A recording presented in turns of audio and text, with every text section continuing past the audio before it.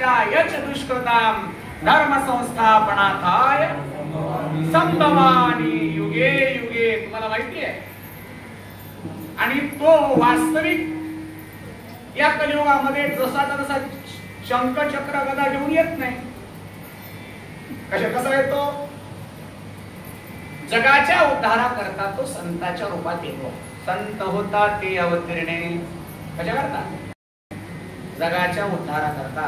म्हणून त्या संताच्या यादीमध्ये जर पहिला कोणी संत असेल तर त्या संताचं नाव आहे मारुद्राया. भक्ताच्या यादीमध्ये पहिलं कोणाचं नाव असेल तर मारुद्राया. सेवकाच्या यादीमध्ये कोणाचं नाव असेल तर मारुद्राया. निष्ठेच्या यादीमध्ये कोणाचं नाव असेल तर मारुद्राया. सर्व गुण संपन्न आहे म्हणून वर्णन करताना सांगितलंय मनोजवम मारुततुल्य वेगम जितेंद्रियम बुद्धिमताम वरिष्ठम. बुद्धिमत्तेच्या बाबतीत बघितलं कोणीच त्यांच्या नादी लागत नाही महाराज. बुद्धिमताम वरिष्ठम वातात्मजम वानरयुत मुख्यम श्रीराम तू उत्तम शरणम प्रपत्ते. अतुलित बलधामम. त्यांच्या बलाची तुलना नाही, अतुलित बल आहे. हेम शैलावदेहम देहहिम शैलावासारखं आहे. ज्ञानी नाम अग्रगण्यम. ज्ञानीयामध्ये अग्रगण्य आहे, संतांमध्ये अग्रगण्य आहे, भक्तांमध्ये अग्रगण्य आहे. म्हणून या ठिकाणी म्हटलं जातं काय भक्तीच्या त्या वाटा.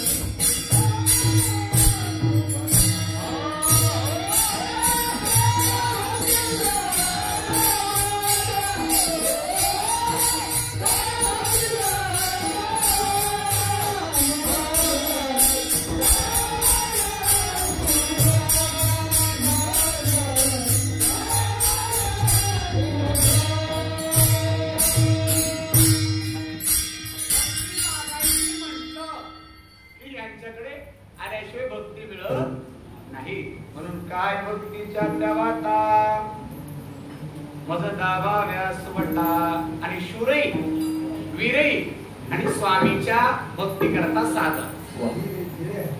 म्हणून तुकोबाराय म्हणले की अंजनीच्या कुमारा मला भक्तीची वाट दाखवा, कारण तुमच्याशिवाय आम्हाला भक्ती कळणार नाही. आपण ज्याला भक्ती भक्ती म्हणतो की नाही, ती भक्ती व्यक्ती काय नाही, ती नुकतीच आहे. ज्या दिवशी आपल्याला खरी भक्ती कळल ना महाराज, त्या दिवशी आपल्याला मारुतीराय आपल्याला जवळ करतो. ज्या दिवशी मारुतीराय जवळ करतील त्या दिवशी रामाला जवळ करावंच लागेल. हे सिद्धांत आहे. तुम्ही सांभाळले संती होय निरसले खंती. एकदा संतांनी सांभाळलं. तुम्हाला सांगू का, जेव्हा मळलेला असतं लेकरू त्यावेळेस आई त्याला लगेच काकेला येते, बाप घे ना. लेकरू शेंबूळ आलेलं राहू द्या, अंगाला चिखल लागलेलं राहू द्या, बाप म्हणते आई कर बघ. देवाचे गुण आहे, मळलेल्याला देव घेत नाही. पण संत मळलेल्याला निर्मळ करतात. जेव्हा निर्मळ करून आपल्या अंगावरच्या साडीनं आई त्या लेकराचं अंग पुसते, लेकरू निर्मळ झालं की बाप म्हणते हे माझ्या काका. निर्मळ झाल्यावर कोण स्वीकार करते? देव. आणि तुमच्या मळासहित स्वीकार करतात ते संत. पण मळासहित स्वीकार करून तुम्हाला मळक ठेवणं ते विशेष आहे. तुम्हाला निर्मळ करतात, देवाच्या ताब्यात देतात. विठ्ठला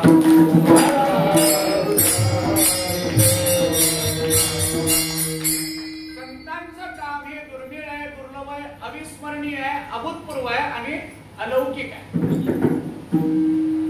एवढे सगळे शब्द फक्त संताशिवाय मला लावून दाखवा. दुर्मिळ पण बघा तुम्ही, दुर्मिळतेच्या बाबतीत जर विचार करा, संताचा महिमा तो बहु दुर्गम, शाब्दिकाचे काम नाही. त्याच्याकरता दृष्टांत दिलाय, कितीतरी दुधाची म्हैस झाली काय कामगीर होईल का? बहु दुधड झाली जरी म्हैस गाय तरी काय होईल कामधेनू. एखादी भरतार गेलेली मायमावली किती सोनं घातली तर का सौभाग्यवती होईल? नाही. कपाळी कुंकूच पाहिजे. आता काही नवरे असून कुंकू देवणार त्याचं काय म्हणावं आता सांगा. कुंका नाही धार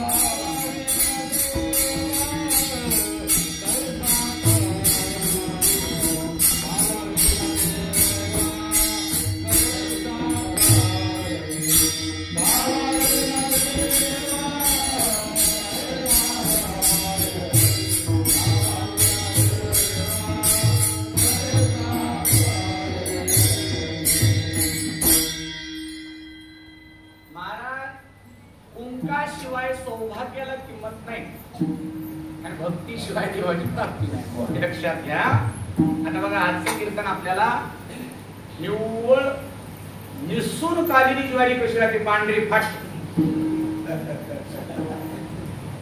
2-3 चाळण्या करून त्याच्यातलं कणर काढून फुटका माल काढून प्युअर असा दाणेदार दिसते बघा. तेच करायचं आहे आपल्याला. ॲडव्हर्टाइजची अपेक्षा करायची नाही. ॲडव्हर्टाइज नाही बरं आजच्या टीव्ही नाही. गुणीजन मंडळी सगळे पाहायला मिळतात आणि मला कौतुक वाटायले.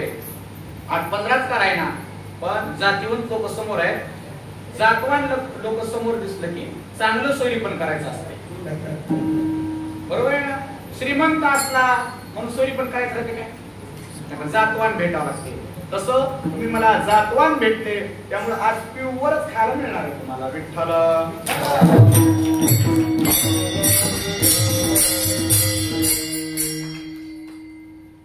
संतांच्या जीवनामध्ये डोकावल्यावर लक्षात येतं की संत हे जगत कल्याण करण्याकरताच येतात.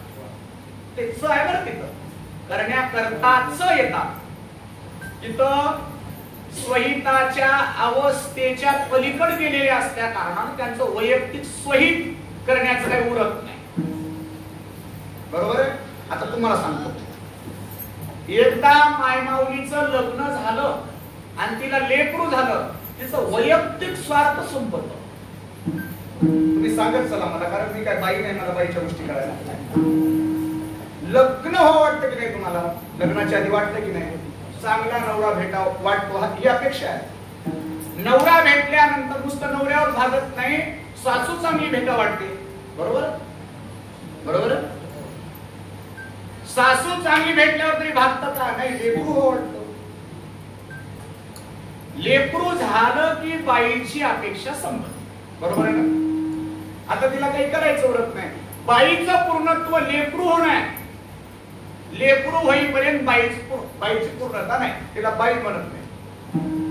मग ती आई झाली, ती बाई असणारी आई झाली की तिची पूर्णता झाली. हे जसं तसं संतांच्या जीवनामध्ये स्वहिताचा विचार कुठपर्यंत? भगवंताच्या प्राप्तीपर्यंत. एकदा भगवंत प्राप्ती झाली, स्वहिताचा विचार त्यांचा राहत नाही. मग ते कशा करता काम करतात? तुका म्हणे आता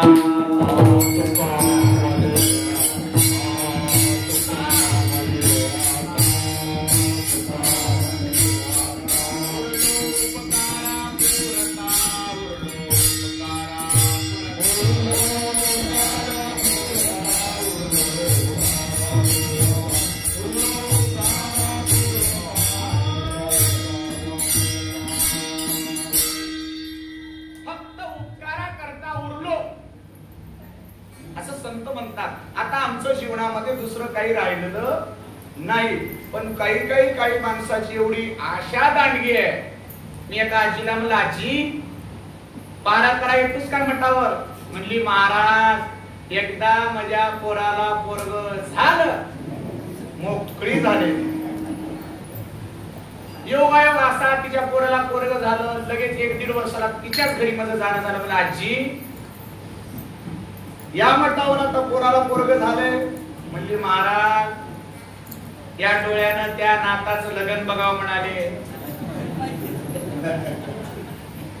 दैव बलवत्तर म्हातारीचं पोरग 20-22 वर्षाचं झालं, पोराचं लग्न झालं. या लग्नाला मला बोलवलं होतं. आजी आता तरी मोकळं. म्हणली, महाराज नातवाचं पोरग बघायचं भाग्य कोणाला मिळते? नातवाचं पोरग म्हणजे पंतू. पंतू बघल्यावर तरी बाईची आशा संपली असं वाटलं मला. नातवाला लेकरू झालं, त्याला तुम्ही काय म्हणता इकडं? पंतूच्या का म्हणता? चिपळ पंतू. हा, चिपळ पंतू.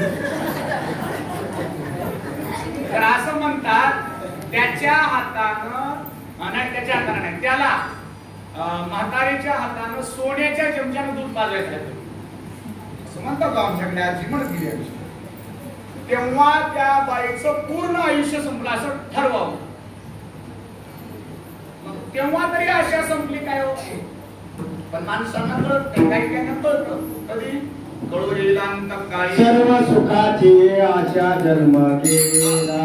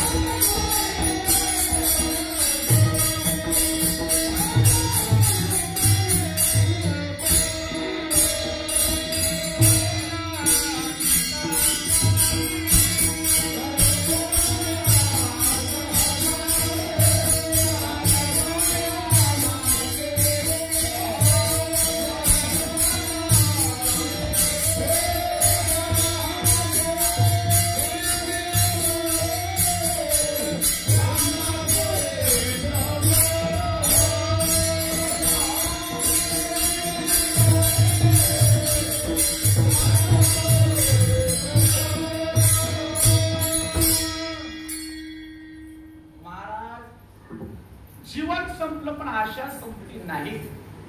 बरोबर आहे ना? संपली का आशा? पण खरं सांगू महाराज, वास्तविक जीवनामध्ये तुम्ही डोकावाल तर लक्षात येईल तुमच्या महिलाची आशा संतप्ती झाली की संपत खऱ्या अर्थाने. पुरुषाची आशा एकदा आपलं लेकरू हाताला आलं, आपलं बूट त्याच्या पायाला आलं की संपत. आता तसं नाही, आपली बाटली अर्धी त्यानं खर्च आली की त्याला पूर्ण तो वाटला. येताना अर्धी खतम करून अर्धी बापाच्या हातात दिला की तेव्हा आपलं लेकरू शाणा झालं वाटायला. मला वाटतं बापाला लेकाला दोघालाही कुंभमेळ्यात वाटलं पाण्यात ढकलून दिलेलं बरं. कोणाच कामाचे नव्हत महाराज, दोघाच्याही खिशाला 5 नोट. राम राम करतील म्हणून धोत्र हातात घेऊन वावरतात, कोणीच राम राम घालणार. कर्तव्यच नाही, कोण राम राम घाली. हे जग कर्तव्याला मानतं, श्रीमंतीला मानत नाही. हे लक्षात ठेवा. तुम्हाला वाटतं पैशाला मान आहे, पाहिजे बार काही ना बघा तुम्ही. खरं कोणाला मानतात लोक? 4 दिवस मानतात, 8व्या दिवशी कोणी मानत नाही.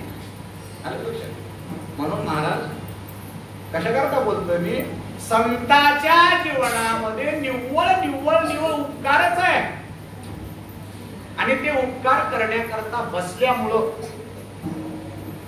त्यांच्यामध्ये जे काही गुणधर्म आहेत ना महाराज, ते गुणधर्म जगाकरता ठेवले. जगाकरता, जगाच्या कल्याणा संतांच्या विभूती पाठ आहेत आपल्याला प्रमाण. देह कष्टविधी परोपकारी, त्यातल्या तुम्ही मारुतराव महाराज दस्तापूरकरांचे कीर्तन ऐकत आल्यात, त्यामुळं माझ्यापेक्षा तुम्ही सिनियर क्वालिटीचे आहात. मला उभं बुद्धी दिलं तेवढं बोलत जाईल, माझी मेणबत्ती तुमच्याकडून लावत बसणार नाही. कारण मोठ्या मोठ्यांची कीर्तन तुम्ही ऐकलेलं असल्यामुळं जावई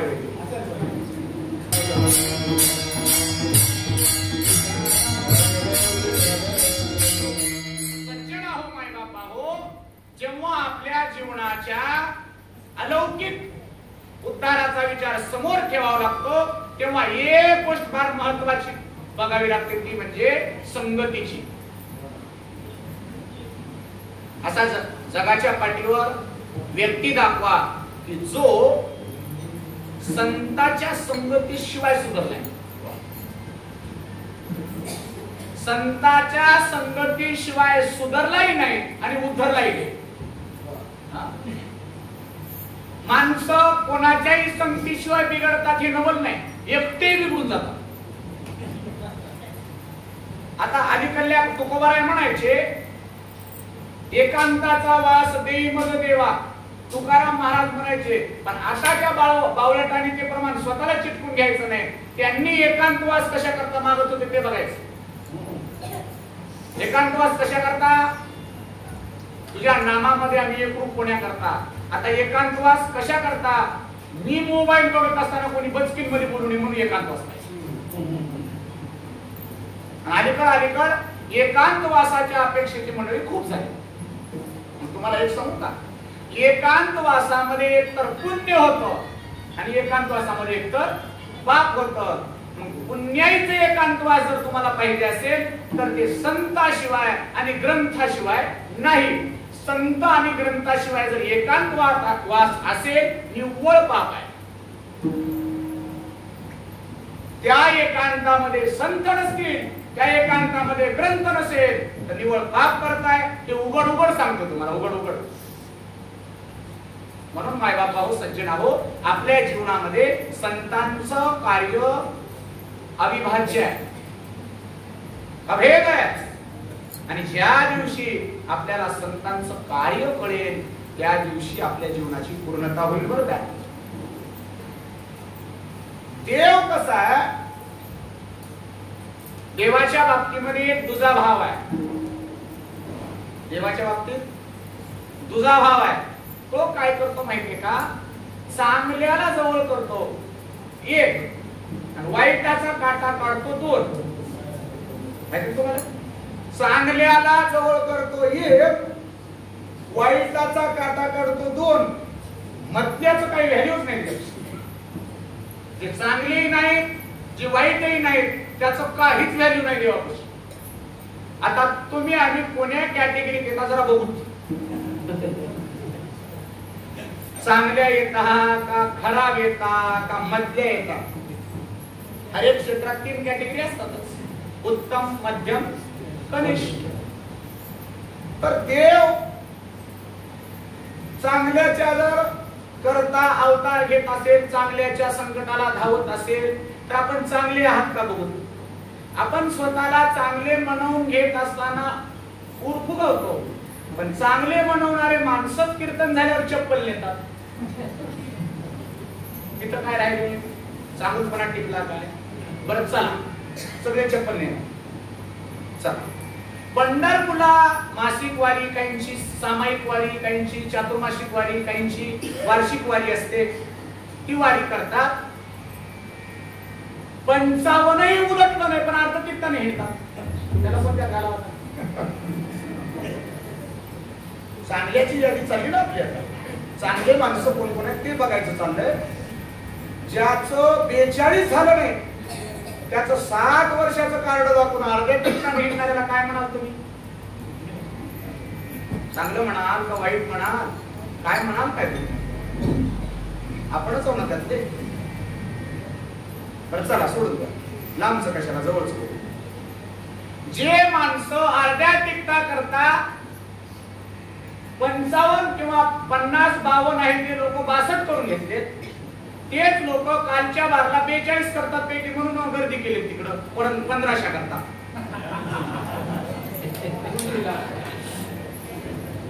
कोणत्या एरिया गावाला सांगा तुम्ही सांगा. अर्ध्या तिकटानं येण्याकरता 60 करून घेतलेले कोण? हा तुम्हीच. 1500 मिळवण्याकरता 45 करून घेणारे कोणी आहे? तुम्हीच. कोणा यादीत बसता तुम्ही? तुमचं कशाला बोलत? पाकिस्तानचा आणून इकडे काय मांडत होतो? आपल्याला बोलायचं बरोबर आहे ना. पण काही करायना भाग्यवान हा 1,500 पगार आहे, मुख्यमंत्री भाऊ आहे, आणि त्यातल्या देवा भाऊ पाठीशी असल्यावर गोर काय आहे? देव असं नसं पण देवा भाऊ तर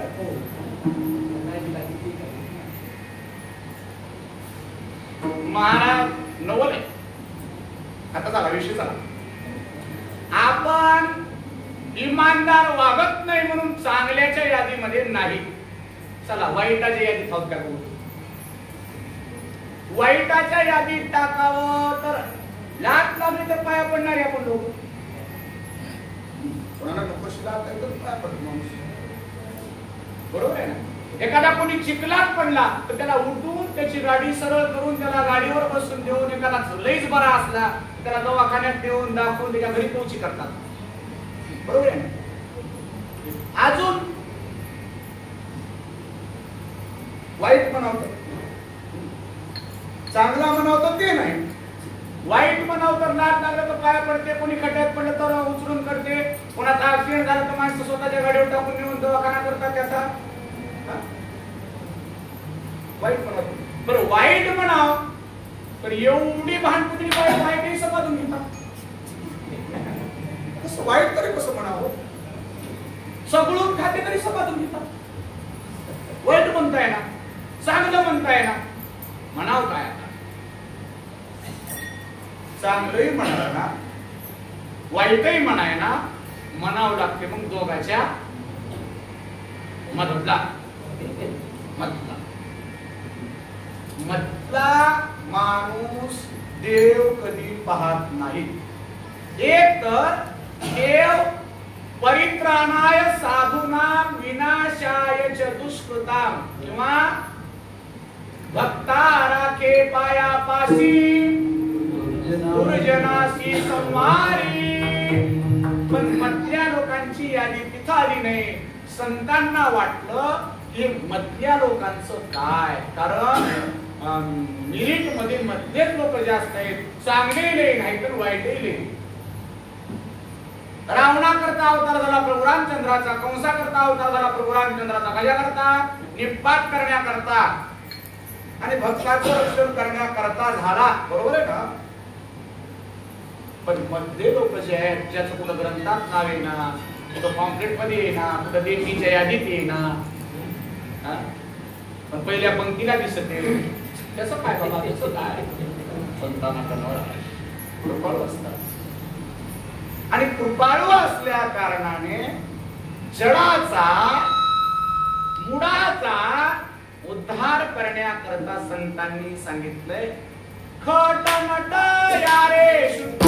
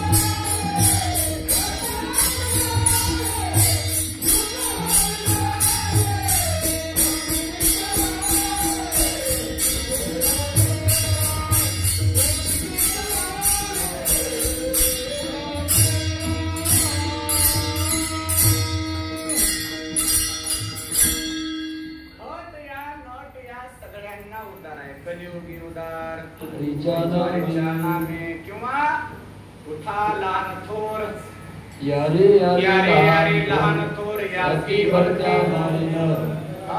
करावा विचार सगळ्यांना या किंवा आधी करून वेश्याही म्हटले सगळ्यांना घेतलं मळत्यांना घेतलं सगळ्यांना घेतलं सगळ्याला काय केलं शुद्ध केलं उठा लहान थोर नारी आणि नर ब्राह्मणादी शूद्र जावे वेगळी जिवंत असता मुक्त करील सद्गुरुनाथ इच्छा प्रवितो अनाथाची मायबापा हो सज्जन आहो संत एक जात असे जगाच्या पाठीवर तीळ मात्र अनपेक्षित कार्य करतात तीळ मात्र तुमच्या अर्थाची किंवा कशाचीच अपेक्षा न करता कार्य करतात ते संत आहेत. आता आपण म्हणतो आई ही